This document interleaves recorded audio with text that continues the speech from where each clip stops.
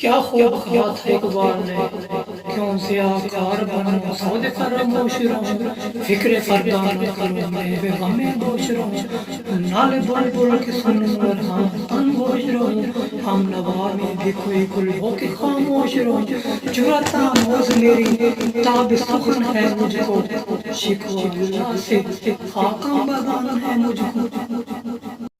اقبال کہتے ہیں میں کب تک اپنے مفاد کو نظر انداز کرتے ہوئے نقصان اٹھاتا رہا، میں کب تک اپنے ماضی کو یاد کر کے اپنے دماغ میں چپیڑے مارتا رہا۔ اے میرے ساتھی، اے میرے دوست، کیا میں ان جذبات سے آ رہی ہوں کہ بول بول کر رونا سن کر بھی خاموش رہا؟ مجھے بولنے کی صلاحیت ملی ہے اور اسی صلاحیت کی وجہ سے میں اپنے رب کے ہاں چند گزارشات پیش کرنے کی جرأت دلاتا ہوں، ورنہ میری کیا مجال کہ میں رب تعالیٰ سے کوئی شکوہ کروں۔ اگر میں رب سے کوئی شکوہ کروں تو میرے منہ میں خاک ہے۔